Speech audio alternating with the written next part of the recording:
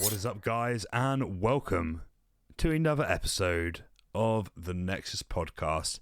How is everyone doing today? Thank you for tuning in again. Sorry we've been away for a couple of weeks. Last week we couldn't do a pod, but we are back and we are ready to discuss all things set 4. Let's do our normal hellos. How are you doing, Emmy? Yes, back and better than ever. I'm good. Doing well. Enjoying the pre-release and unboxing, opening packs, which is one of... You've been playing a bit of the new Bandai Dragon Ball Fusion World client as well, online client. How's that been? Yes, thanks for just finding another addiction for me. My pleasure. Met, for the pro-release at Jester 2 weeks ago. Shout out to them. They ran a pro-release. It was fun. And Josh brought 2 Dragon Ball Fusion World decks. I played the Genu Force deck, and it's quite fun. I think Dragon Ball is IP that it's really close to me. Definitely more than One Piece. So, it brings back childhood memories coming back from school and just watching it like episode by episode. I think the digital platform is quite cool as well. It allows casual players to have a pop at the game and see if they see what they think. It seems like it's quite popular at the moment. A lot of people enjoying it online. So what about we'll discuss that a bit more later perhaps, but what about you, Harry? How have you been? Yeah, not bad. I was a bit ill over the weekend, so I couldn't hit up the Play Nation pre-release. So Kieran, you got it this week. Don't worry, leave it in your capable hands. But should be coming this weekend. Hopefully they'll have Frog Pack 4 ready for us to hoard them. But yeah, aside from that, just been playing a lot of Pokemon mainly. A group of us from the Battle Spirits boys were gonna all sign up for the Pokemon Euros, and I was the only one that managed to get a ticket. So it's been a very lonely journey to the Oh goodness me, you were the only of the worst card game for me, but it's been okay. You were the only person to get a ticket. Wow, that is quite some demand. Yeah, it was literally like everyone had to do it the minute of, and yeah, for some reason it was just me that got through. But should be fun. A new TCG makes me miss Battle Spirits quite a lot. Definitely the preferable card game in my mind, but it's good to have a bit of time away. I guess, as Emmy said, try new things, and then makes you appreciate the best game ever a lot more. Yeah, I mean, there'll definitely be some nice prizing as well for you getting in there, so it'll be worth it in the end. I will I'm sure. not get that far, but well, I mean, even entry prizing would be nice, I believe. Yeah, for those kinds of you get like a playmat for entering or something. Yeah, so that's huge. It'll be cute. But yeah, what about you, Kieran? How you feeling? Smashing the locals good. as always. Yeah, well, we actually had our first set 4 locals last week. I was the only one that didn't have set 4 cards. It was a very humble 4-man local with two hydras, purple, and then me. I had to cook together some set 3 list, like white tempo list. It worked really well. Just shove a lot of anti-hydra cards in there, because statistically, if there's 4 people, you're going to play against 1 hydra, and it paid off in the end, so we got it there. But yeah, just been playing Battle Spirits a lot, been testing a lot, been a lot of fun. I'm sure we'll cover that later. Still playing a bit of Yu-Gi-Oh here and there, just kind of, I need my TCG fix somehow. And yeah, online simulators, thumbs up. Maybe I'll try out Fusion World as well. Yeah, Fusion World, very, very fun. I haven't started the online simulator. I've been playing at my locals, but I do have booster packs ready to go, so I'm going to be getting on that soon.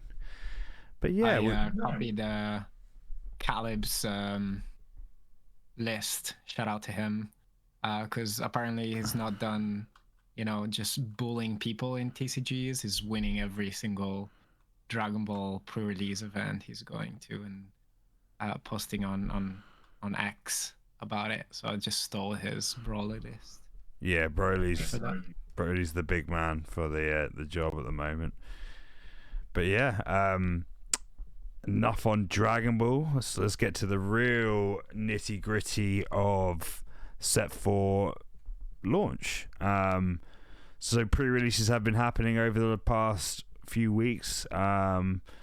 We actually hosted our first little online event, which was quite fun, as well as Emmy coming up to where I live in Manchester for a pre-release. You guys said you've got some going on at the weekend.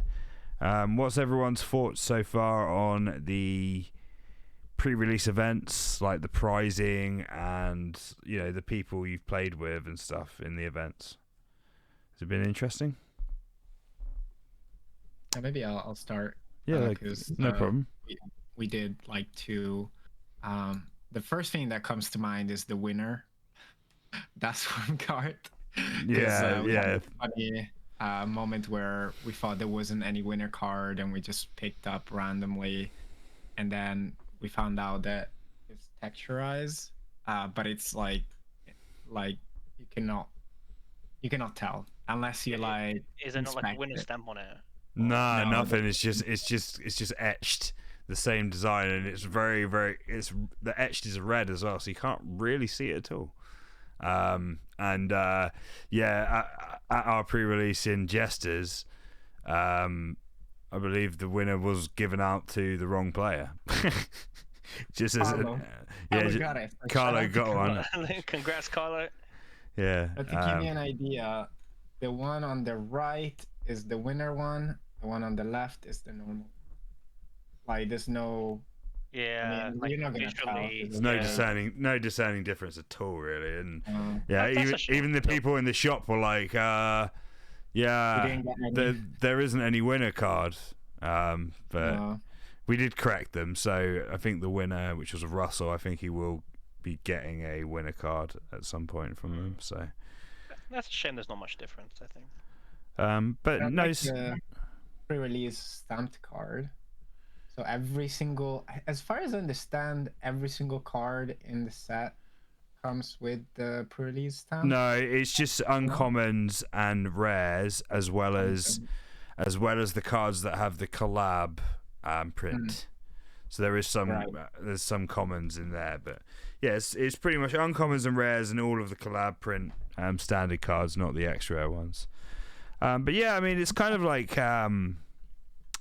It's quite similar to what Dragon Ball Masters has had for a while. I quite like it. I mean, it's nice just to get foil versions of the cards guaranteed. The pre-release stamp obviously isn't for everyone, but I think it's quite in keeping with the art design of the cards, so I think they look quite nice. I don't know what you guys think of the efforts they're making with pre-release. They look cool. Yeah, I was very happy to get my hands on some of them. The evil ones in particular. Obviously, it will make game one slightly longer when you have to pick up a card and confirm what it is, but it's well worth it for the drip on the Avas. They look very cool. Yeah, I mean, let's be honest. 90% of card games is about having shiny cards, not about skill or even reading cards in some games. Or reading, yes. Yeah, so. But yeah, no, I mean, I quite like the artwork in the new set as well. I think it's quite cool. Definitely giving me Magic the Gathering vibes. I mean, it has kind of from the start, really. But yeah, some of the SPRs are cool. The theme with the camera bot. I will quickly give a shout out to this card as well for being misprinted on the Ava version. Oh yeah, what is the misprint again? I know people have said. I think it's meant to be like 8 or 10 or 9 or 10, but it's definitely not 9, Immortal 8 or 9. All right. Yeah, there's a couple of misprints, right? I think it's like 3. Good job, Bandai. Bandai are known for their erratas though, so no problem there. Yeah. But yeah, no, I mean, I've been enjoying the set as well. I've been playing against some of the new cards. The game's definitely changed its dynamic a bit, but I don't know. I don't mind faster games, especially when you're playing best of 3 in 50 minutes. So it's a tough format when you're playing against control players, but it's not impossible to deal with. But yeah, so like generally, what are you guys' thoughts on the new set? Because obviously we've discussed it quite a bit. I I was a bit worried about a skill shift and stuff. In my eyes, the game hasn't really changed all that much. I think it still feels pretty similar. Maybe there's some like more sort of obvious threats that you have to consider, but that's kind of been the game since we started. Basically gauging what our threats are and hoping that we cover our bases really. But yeah, what do you guys think? Do you guys think that the game is taking a bit of a dive, or are you happy with how it's playing? I think it's good. Like overall, the game does speed up naturally because now we have double damaging built-in units. But at the same time, I think I don't think it affects the skill level, because I think what it does is it just makes games just faster, basically. It does make the game a bit more like dependent on drawing your boss monster, I guess, per se. Like finding your boss monster, playing it, making your boss monster stick. But I think one thing that we're seeing is we're seeing like certain cards that maybe fell off a little bit start coming back up in like popularity to try and like counter these new high power strategy. Because the downside is they do have they have an ascend cost, right? Not all of them technically, if you know what cards I'm talking about, but they do have that payoff where you have to sacrifice a card to actually play the card, and then when that card gets bounced or removed, like I played against one of the Hydra players over the weekend, and I think there was a game where they didn't see Labyrinth, but they had the Hydra, but the Hydra kept getting bounced back with like Bridget and Dream Bombs, and you can't facilitate that ascend cost constantly, like it's just too much. So there is some nice counterplay. I think it's a really fun format. What about you guys? Harry, I think you have me and Emmy were just politely waiting. No, yeah, I would agree for the most part. I think it is still the fun game we all enjoy. It has dialed up a bit, and I think that certainly the first impressions of the more powerful ascends are very strong. Hydra and Ira take a bit of getting used to, but I think as Kieran says, you do get used to it. You have innovative techs like Bridget and Nemesis. Oh, that is a beautiful Ira as well. But yeah, it's a powerful format, and it does create a lot of adjustment, but the game's still fun in the way it was before. It's just like a level up now where a lot of the prior decks get invalidated, a lot of the previous sort of matchup cycles change. Like white doesn't just unilaterally wall out red anymore as Hydra gets through Enterprise, so they have to figure out a different sort of approach to that. But to be honest, like the game was probably due a bit of a refresh in that respect. Otherwise, it just remains stale where the same matchup cycles are the case. So yeah, it's true. I mean, no one wants the game to stagnate. That's one way ticket to losing your player base. So keeping it fresh without a rotation is actually maybe harder to achieve than people give their Bandai credit for. Because obviously we've still got all the cards legal pretty much. We had a few bans here and there, but reality, the game is still the game. But it is faster. But no, I think it's exciting. I think it's, we may fall back into familiar sort of decks after a little bit.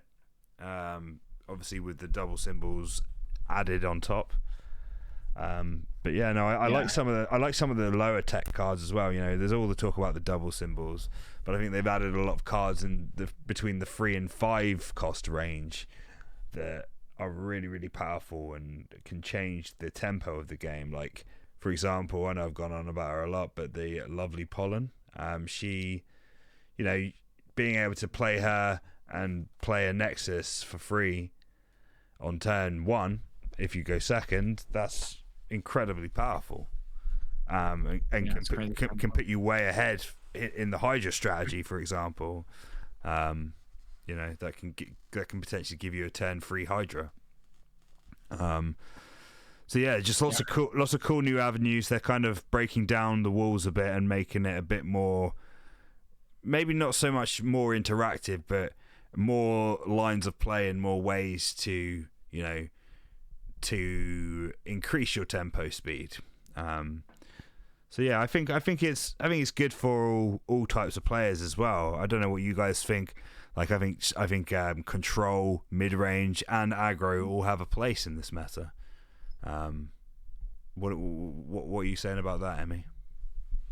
Yeah, no, I was just agreeing, and also it's good to hear you much more positive than, like, I think 2 weeks ago. I think you were very disheartened by Hydra after testing it a little bit, and rightfully so. I mean, like, it's really, really strong. I mean, but I wouldn't it's, say fully disheartened. I was more Concerned is the word. skeptical. I think yeah, I sure. was skeptical about the coming storm. Let's say.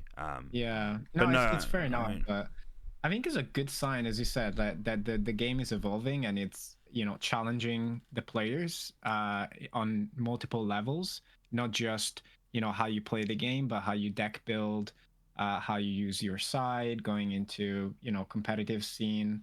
And I think we've seen it with set 3. I mean, set 2 really didn't do that, but set 3 with Fenghuan and the Highlands really, like, introduce something new, quote unquote, in terms of, the way you approach the game. like a big bomb kind of thing. Yeah, I guess he was the precursor to our yeah, double because symbol this is cards. even, arguably, this is much bigger than Highland, because we are introducing more double symbols, we're introducing more ascend, and just more powerful cards overall.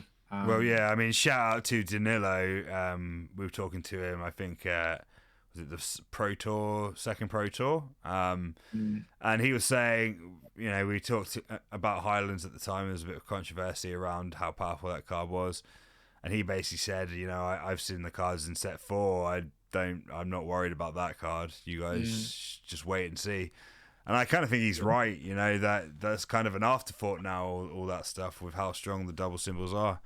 mhm. Do you think they're too strong, Kieran, or do you think they're kind of the balance is correct, or do you think we need another set to kind of tip the scales a bit for not necessarily just having to play into these cards? I think right now, I think they're pretty balanced. Like they've definitely shifted the game and the meta, but I think that's not a bad thing. That's kind of what you expect from like a new expansion necessarily. Like we've seen what happens when you release an expansion that doesn't change anything with set 2, for example. Um, I think there is like obviously clear winners and I don't think losers because like I think any color got a nice boost, but there's clearly weaker ones than the top ones. I think we've discussed this on the podcast. I mean, go and watch the previous episodes, but we kind of universally all kind of agree that Hydra, Ira, and the Frost Tiger are the top 3 of the new batch. I'm not saying the others are bad. It's just there is a clear like outliners, like Um, 7 cost I 3 think reduction Hydra. I think the more we play into this meta and the more tournaments and stuff happen, like Mm. I'm starting to see more use of Tokiwa, for example. That card can be very, very, very dramatic and powerful early game, kind of like Hydra in a way. Mm. So yeah, I mean, Yeah. I think that there are like endless possibilities, right? With the new sort of way we can finish these games. I think my first reaction that maybe was that I think on paper, I mean, I still agree with it, but like I think on paper Genbu is the weakest in terms of like what he does. But in testing, Rixa has been the weakest personally.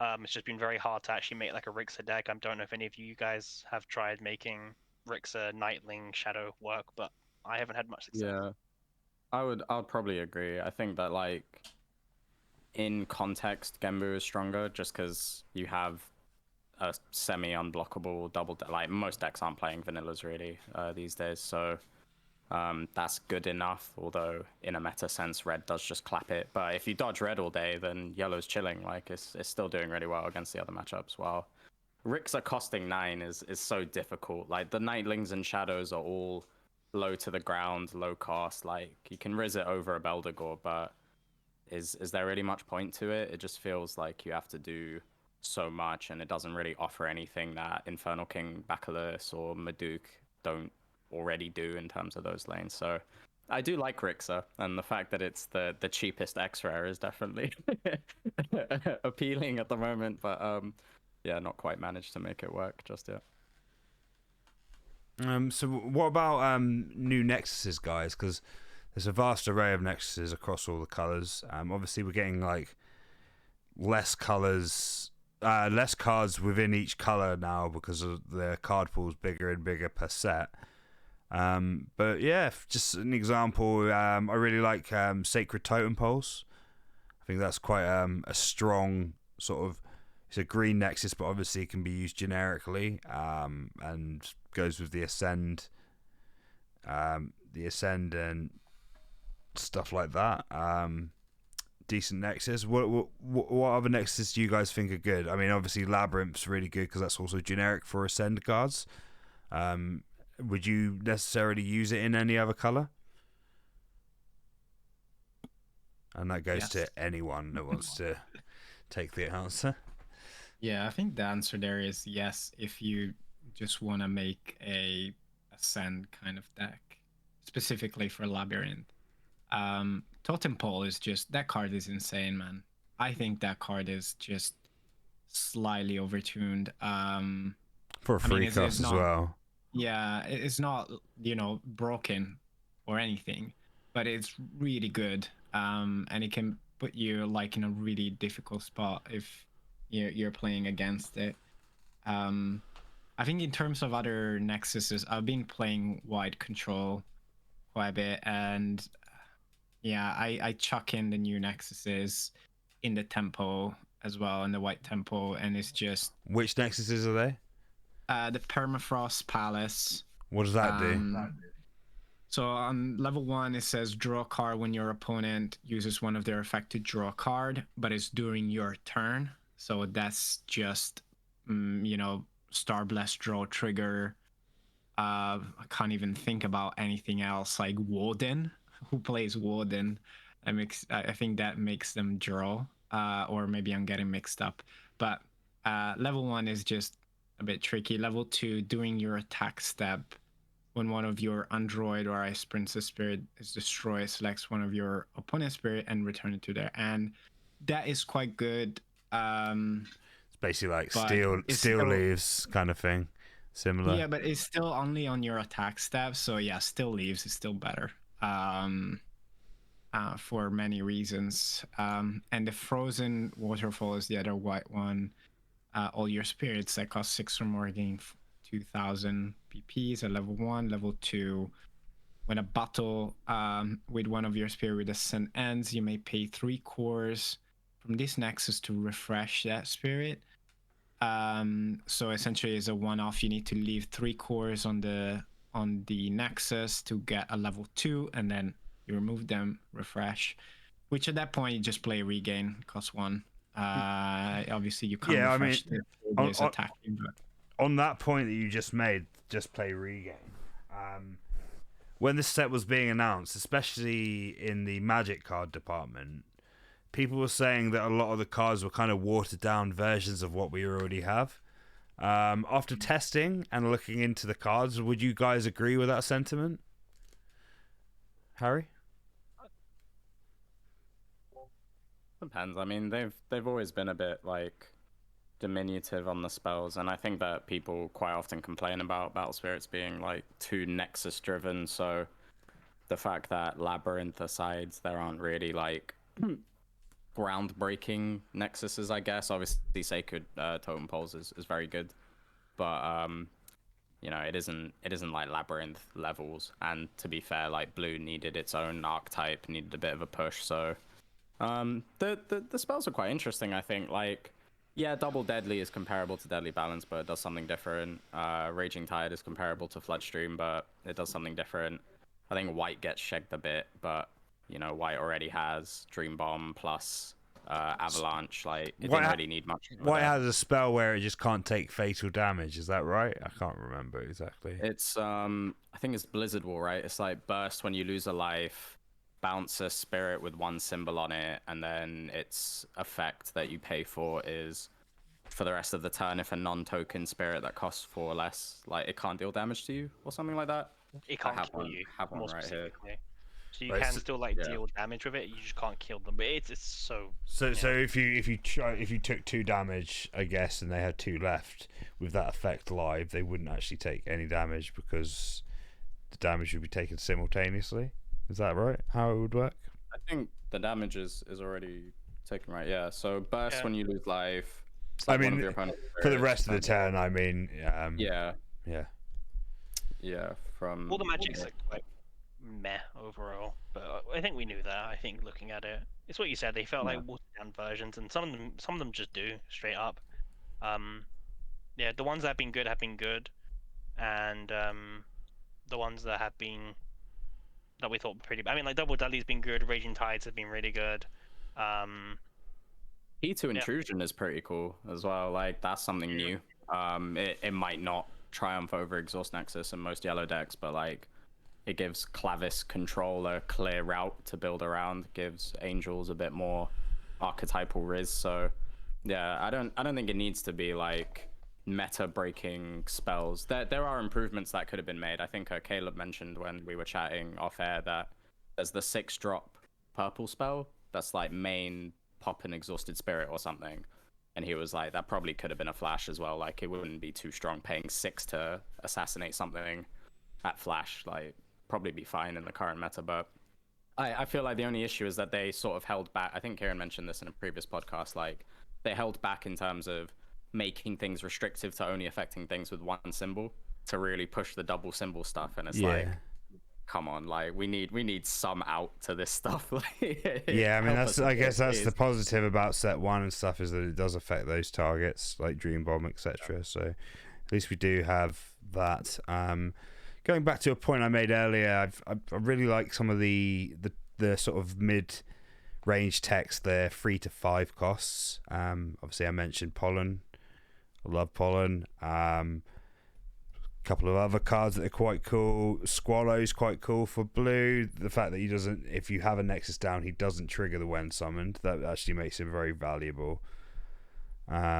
Deep Walker's also a good one, which could be used generically for Ascend targets if you want to recur some Nexuses. But it's only blue Nexuses, obviously. But yeah, I mean, I don't. What about you guys? Have you seen anything that you really like in like the sort of the 3 to 5 cost range, Emmy? That I really like, that it has to be a spell or any No. Sorry, I thought I specified. Yeah, I'm talking more about spirits for 3 to 5 costs. Stuff like, I mean, Battery Ball, for example, is a really nice one. Yeah, there are cards that I think they're playable and that I like, and others that I just can't see them like being too strong, like the Red Eric. I just like that card a lot, just the design and what does Red Eric do for people that don't know? The white android, cost 5/3 reduction, has all 3 levels, and at all 3 levels when it attacks, if it's blocked by a spirit that costs 7 or fewer, return the blocking spirit at the bottom of the deck. It doesn't select. 7 is quite an okay threshold. That's a very strong effect as well. Bottom of the deck is incredibly powerful, I think. Like not that they're gonna block with their hydra, but it also has armor purple and white, so cannot be core strapped or bounced. And obviously is a send target for Tiger.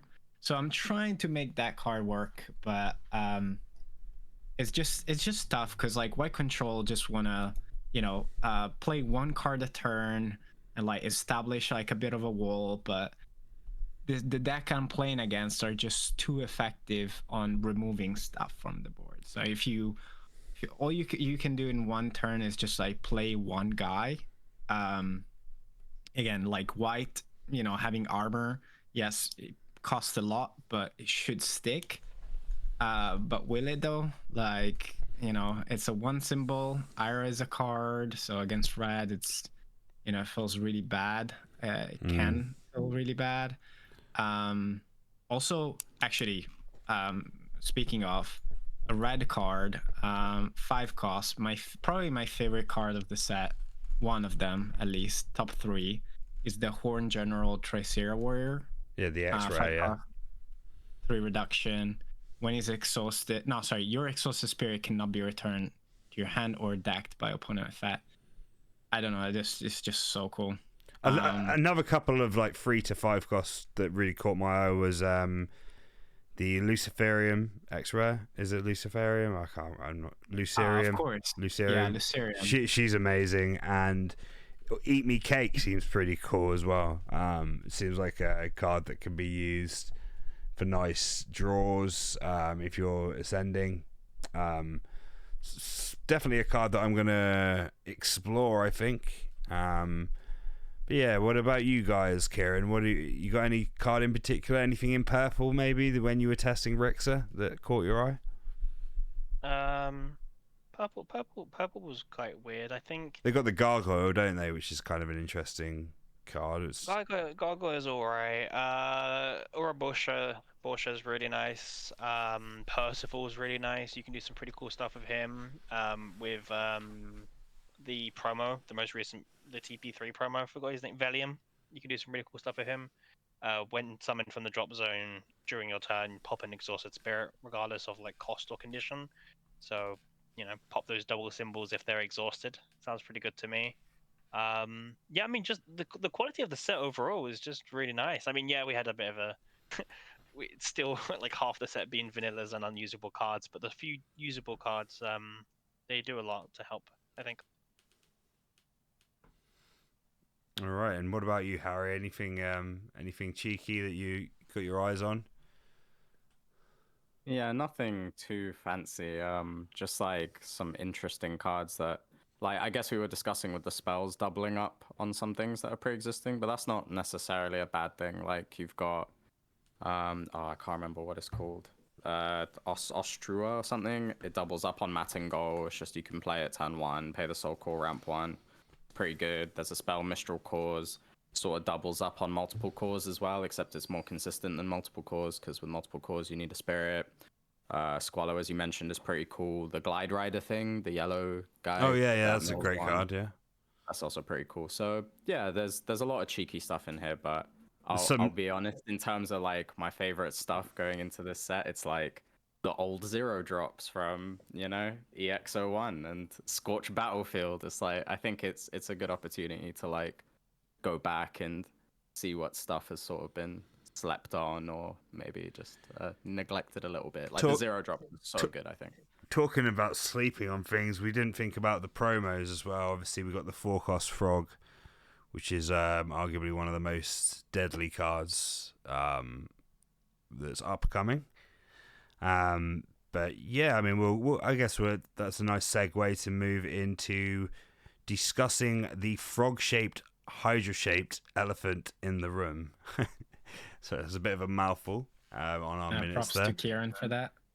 But yeah, so incredible mill power, incredible aggro power. What do you guys think? Like, what are your thoughts on this? I mean, I've spoken about Hydra a lot and how I feel it affects the gameplay and stuff like that. So let's get your thoughts on it. Overall, do you think it's a healthy thing to have Hydra in the game?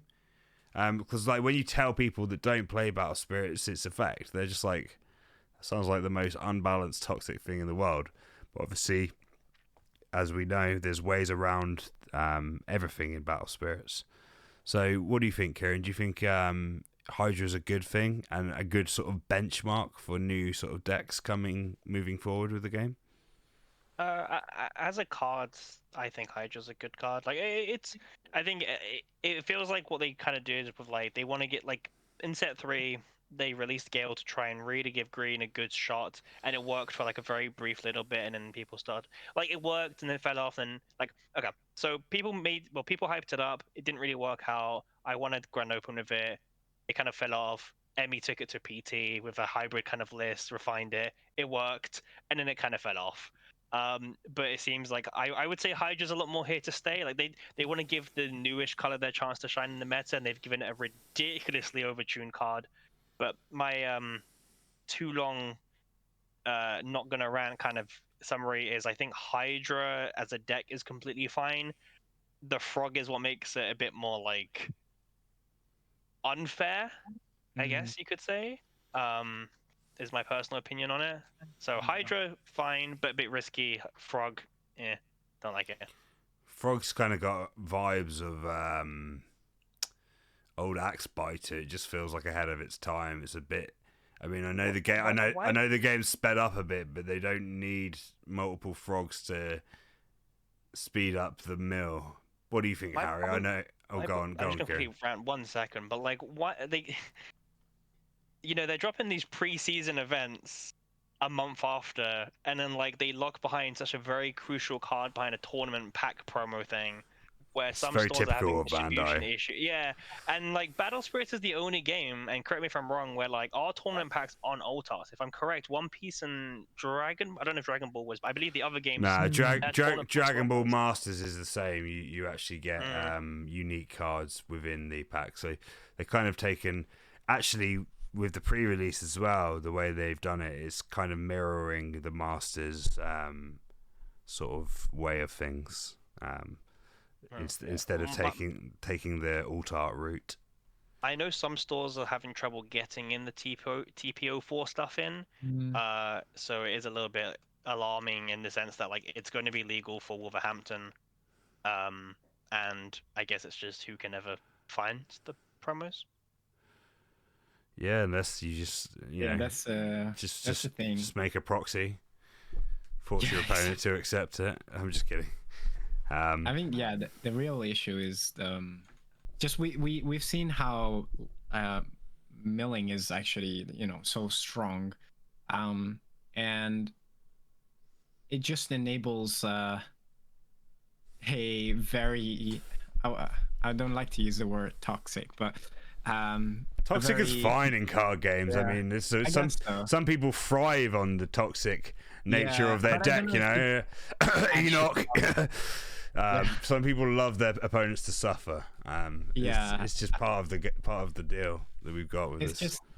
It's just what it is. Like until now, the max mill in one turn. Well, not the max mill. Yeah, the most powerful mill, I guess, Mandala with like when summon plus attack was like 16 maybe. Was 18, it 16? Right? 18. 12 plus 6. Yeah. 18. Okay, yeah. Which is it's quite a lot. Ridiculous, to be frank. And now you can do it. That's a third of a 50-card deck in one. That is requiring 4 cards on board and the card in hand and to summon the Mandala. Trust me. Exactly. Don't get me wrong. It's not like you can just do it turn one, but it is. That's exactly my point. Like you can do that, but it's like mid to late game, right? Given that the Nexus is stuck, because also in that meta you had a lot of Nexus removal. Now you can just, well, not just, but you have that double threat of the Hydra and the frog coming down pretty early and milling, on an average probably like 8 cards every swing.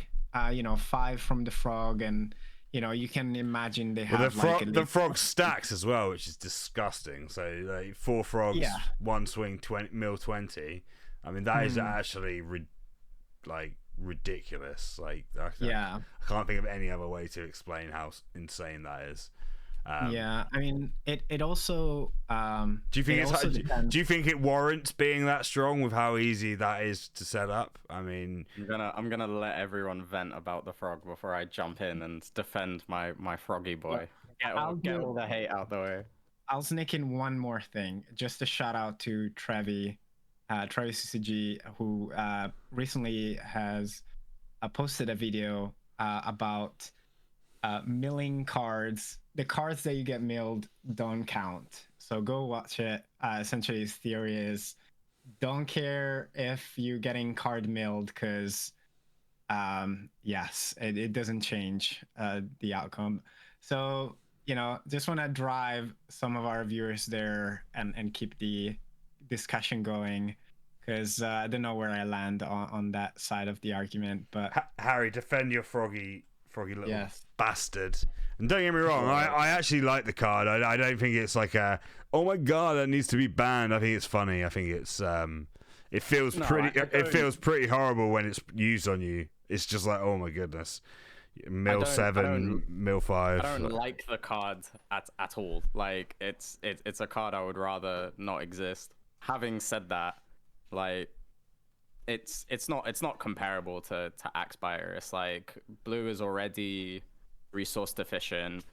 You have to have these frogs chilling about. They're 4k on one core. Like you can ritual fire them away. Most decks should have ways to deal with it. Like green probably doesn't, white probably doesn't. So all the control white players, which constitutes half of the European player base, doesn't like frog. Yeah, because frog is how Hydra beats control white now. Otherwise, you're able to tank out with Frost Tiger well. So yeah, for that matchup specifically, it's bad. Also, as someone who plays Mandala quite a lot, yeah, I don't like the frog because that's the only way I lose to Hydra is because they mill me for 10 and attack twice. Sure, but that deck isn't interactive either. So like complaining about the frog being uninteractive when I myself am playing a deck that is completely uninteractive and it's just survive until I mill you for 20 myself is like a bit hypocritical. I don't think it's comparable to Axbiter and even just Hydra in general. I mean, let's be honest. Let's be honest, it's a pretty fun tool. Like, say if you wanted to run, you know, the extra 6 mils with Mandala, it's a target, you know, because it's got that crush. I think the cheeky crush on there makes it even more. In blue now. That makes it even more useful. You can just run Roger anyway or something for the mill. Like, obviously, it's an aberration. It helps with the consistency. Like, you will run it, and given that it's a tournament pack card, it's an influential tournament pack card. Like, yeah, having it be so scarce going into the Wolves meta, and you know, it isn't great, but it isn't like, again, like Axbiter or something where it's like, oh, this is just the best. Like, I have to build around it, and I think Ira's really good. Like, I'm much more afraid of Ira and red in general than blue, to be honest. Like, red was already the best, probably. It had all of the draw, all of the Nexus removal. Now it's gotten like 2 more big bangs that are better big bangs, plus a Sieg that's a better Sieg, plus you have old Sieg. Like, oh cool, I'm taking double damage, all right, heal to full, pop your board, swing, double damage, oh, you play something back, draw 4 during your turn. Like, I don't know. Hydra is a good deck for sure. It's a really good deck. It's a really high rolly deck. They can just gut you out of nowhere. The frog exacerbates that, but like, I don't know. We shouldn't like, you know, get too afraid, I think, of the frog. He's annoying, we don't like him, but, you know, Ira's worse, I think. Recently, Bandai have collabed, I believe, with Board Game Arena to do like a digital client. Emmy, I believe you tested it. I don't know if any of you other guys have tested it. I haven't had a chance to because I've been pretty busy. But if you guys have given it a test, give us like a little review, if you don't mind. Yeah, Kieran, you want to start off? All right. Yeah, so Board Game Arena is like, it's been around for a while, but I guess it's only really started being picked up more recently. It essentially is like tabletop sim, but on a web browser kind of thing, which is, yeah, it's interesting. But basically, what it's being used for is companies are making demos of their game, like a client of their game that's accessible and playable on Board Game Arena. So another card game that I kind of was looking into, Altered TCG, did the same thing, where they had a playable version of their game uploaded onto Board Game Arena. And Bandai have also done this obviously very recently with Battle Spirit Saga. So it's a very interesting thing. There are some content creators, I don't know all your names off by heart, that have done videos on it. I'd recommend going and watching them. It kind of gives you a bit of an insight about how it works, but it's essentially like a very automated simulator. I think so the Battle Spirits one's in the beta testing phase right now, but I think you can pretty much just ask them for a key and they'll give you a key. It's not hard. It had a shortcoming. Maybe just to direct people, if you want to test it, just go on the Facebook of Battle Spirit Saga, the official one, or the Twitter. Any of the socials. Oh, also, okay. Nice. Yeah. It's a simulator. It does resolve the effects quite automatically, which is quite nice. Like when you play like Floodstream, it will let you choose up to 5 cost. If you play charge draw, you'll draw 2 cards. Like it has that kind of basic functionality built into. And just to kind of preface, there's currently the first 6 structure decks playable. And I don't think they'll do any more, by the way. I know people are talking like, is this gonna be a full-fledged sim? I don't think so. I think this is just like it's a way to test the game if you are curious about the game. I think that's all it's gonna be. It's okay. It's not very good for mobile platforms. I tried it on mobile. It was horrendously bad. Like it was awful. The PC was okay, but I don't know. What's your thoughts, Amy? I think you tested it out, didn't you? Yeah, I think you touch on the real value of this simulator is learning how to play. This is gonna be probably the easiest way to teach someone how to play if you're not in the same room and you're trying to convince someone to play the game. And we need more people to play the game. So with that being said, there are now quite a few ways to play online for Battle Spirits. There is TTS. There is one that Harry used that I'm not even gonna mention because no one should use it. There is the Why we SSDP say tab. winning is because you lot don't want to use it. Yeah. It is bad. It is bad. There is bssdb.dev. Shout out to them for just flashing out a full-on simulator online. Like that's just incredible to me. But yeah, the version on the arena, it's really important because it's a well-known platform and a lot of people use it. I've been using it for a few years, been playing Seasons. Beautiful game, by the way. And so it's going to be good for that. I've tested, I played a couple of games. I left some feedback on it. They're very receptive, so you can test the beta. You can leave, bug reports and stuff. The thing is, this game is so complicated, and to just essentially, I think they have like a framework to work on to build games.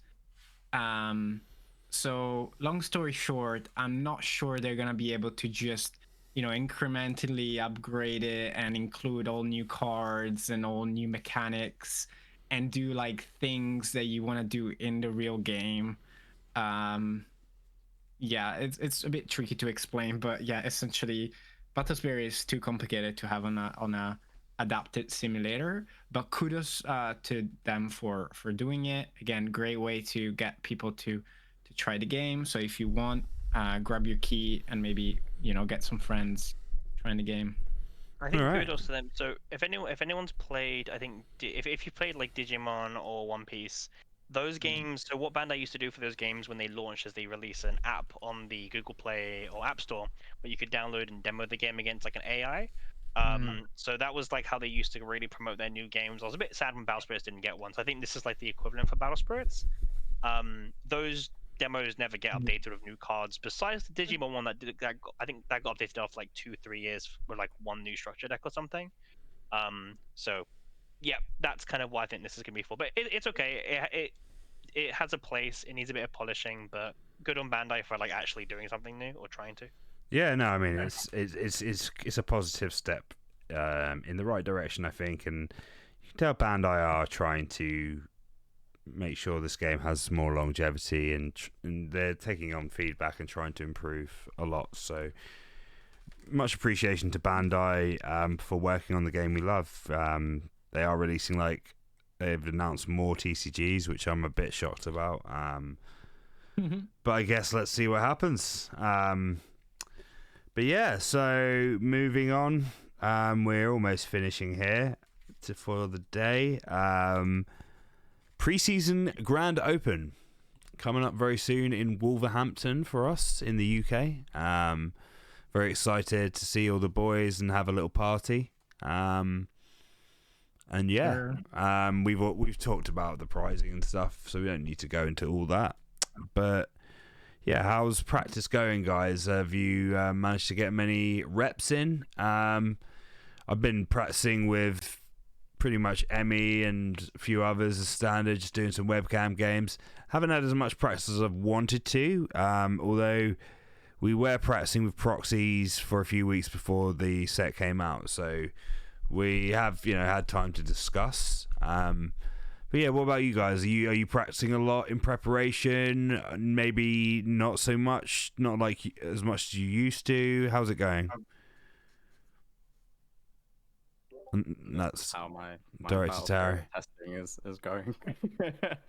I've unfortunately not really played much as of late, but I've been playing a bit more. Should be going to locals on Saturday. Was gonna go last Saturday, but again was ill. Yeah, it's nice. We're still in the fun. You're trying to be first date stage of set 4. Like we're still flirty text. Like we're not quite serious yet. I think a couple weeks before will be when it's crunch time, which makes it quite weird that the set is underprinted and like it's quite difficult to get stuff. Like if someone last minute decides they want to play something, like it's gonna be pretty tough to pick up. I don't know, Iras and Hydras and stuff. It's only like Genbu, Rixa, Tokiwa, those sort of caliber of X-rares that are easily obtainable. So should be pretty interesting few weeks. But I'll have Rigs are sold out at big orbit level. So. Really? Yeah. Frost, that's the thing that you just touched on. So on Big Orbit, which is like the UK site for singles, the base X Rare, Nova sold out, Hydra sold out, Frost Tiger sold out, Ira, Rixa sold out, like, and some of the prices were quite outrageous. Lucerium probably sold out, I imagine, as well. Maybe, I'm not sure, but they were like 13 quid or something. The Luceriums, yeah. They did bump up the price. Iras and stuff for 20 quid. Yeah, and they all sold out. Fair play to them. Like they murked the player base nicely. They were just like, yeah, you know what? Gone are the days of £8 Alrain. Gone are the days of £8 base Nova. No, we're gonna fleece you nerds. And they did. They fleeced the Mandem nicely. Again, it was cheaper to get a Pokemon deck somehow. Well, I mean, the positive is that as we've been fleeced, they will put up the next set, when it comes out. Yeah. So at least we know they're going to support us. Your local card website, local card vendor, yeah. But yeah, I mean, I don't know. Have you guys been able to get much practice in at all, or are you kind of keeping it casual at preseason level? We never keep it casual, mate. No, we wanna. The aim is to win. But yeah, I think we are all adults with full-time jobs and other commitments. So, like Dragon Ball Fusion. Or like Dragon Ball Fusion. Yeah, and like Pokemon. Yeah. They're making their way into our TCG bandwidth. Actually, funny enough, like Harry is playing Pokemon, Kieran is playing Master Duel Yu-Gi-Oh! I think I was dabbling in Dragon Ball, so we're just getting attacked from all fronts. Dipping your feet in other pools. As it would go. Yeah, I think like this is a good topic. Maybe we can discuss next time, like how much playing other TCGs help you playing That's your main true. TCG, or like how transferable the skills are. I think the answer is yes to all, but we could discuss that. I mean, spoiler alert, playing Pokemon does not help with anything. No. It does not help with your mental health. It does not help with your love of card games. It's an early retirement for me after that tournament, boys. God. I mean, with this in mind, guys, with everyone like deviating and playing different games, doing different things, what are your kind of aspirations for the season? Are you still, do you still feel like you're going to be hitting those top tables every time? Or do you plan to be on that level? Or because obviously it takes a level of dedication. I know obviously we can just say, oh, well, I'm that good anyway, so it doesn't matter. But reality is practice makes perfect in this game. So for sure. Now, for me, it's definitely the main game and the one that I give the most attention, and I will be dedicating travel time and tournament time. I think I want to kind of capitalize on last year experience. Like last year started essentially playing TCG again, and like I had zero experience in like tournament etiquette and things to do to make sure you don't get warnings or even worse and stuff like that. And with some practice, good luck, and support, from the boys, got some good results. I'm really happy.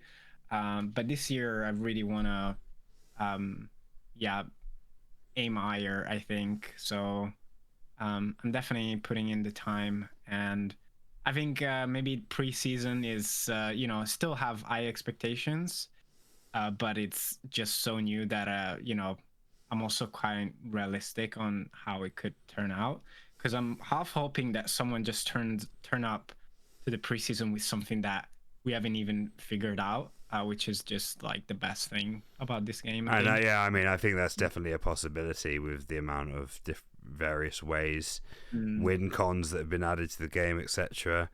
I mean, I personally, I never set myself too high. Out of the four of us, I'm kind of more of the one that's happy to be, overachieving. But yeah, I mean, I'd like to get to Worlds again, and I'd like to get a top 32 finish again at Worlds. That's my aim for the whole year.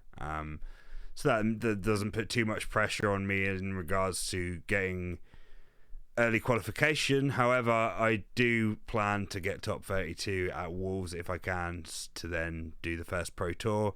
If I'm able to qualify for Worlds really early, that would give me a chance to be a bit more maybe stable financially and with my time over the next year. Because last year a lot of it was spent going around to tournaments, and that's obviously not as viable with. I mean, we don't know the full structure yet, but with the proposed structure for Grand Opens, it's already a bit less viable to do that. So my plan is basically to try and get the wins in as early as possible in order for me to be ready to play at Worlds, which hopefully will be in London. Let's keep our fingers crossed there. What about you, Harry? You and Kieran both have had some spectacular results in the last year. Do you feel like you can improve on them? Go one step further? Yeah, I would like to say that an aim would be to actually win a tournament for once, as I've flown close to the sun but never quite gotten there. But I don't know. I think, like, especially after Worlds, there was like a due period of self-reflection, and I think the best times I've had in the game are times where I show up with a deck that's a bit different, do something a bit creative. I think like that's what I mean, like I joke about Pokemon being poo, obviously, but like part of that is because I enjoy TCGs where you're allowed to be creative and you're allowed to do something a bit different. That's what I find very rewarding about Battle Spirit. So I think rather than having the goal of trying to win, like it would be a bit more just play with style and do like different stuff. And then if I manage to do well as I did at times last year, like I think back to like the PT, for example, it was just the PT2. It was like a deck no one had ever seen, and it was like, yeah, that was cool. And if it doesn't work, then it doesn't work. But like at least you're doing something different. So yeah, try to just keep going, being a styly one rather than a victorious one would be. I forgot to say that this was the question time on the round because we are just finishing. But yeah, Kieran, if you can finish us off with your aspirations for the year. Yeah, I mean, I always try and like don't go in with expectations, because if you do pretty bad, it's like you're not disappointed. I mean, you still are, like, realistically, no matter what. But it's weird because I ended like the last season on quite a high, compared to like the rest of the year, which was quite mid personally. So I think just carrying on that momentum, I think it'd be nice to be top 8 again to the top card more consistently this year. Maybe go for a second tournament win. Maybe upgrade to a Pro Tour or Pro Fest. But yeah, I mean, yeah, overall it's just like, I guess just do better than what I did last year. That's kind of the personal goals, and of course get to Worlds and everything. Yeah. All right. Well, yeah. So we're coming for you guys. You heard it here first. We are coming for those dubs.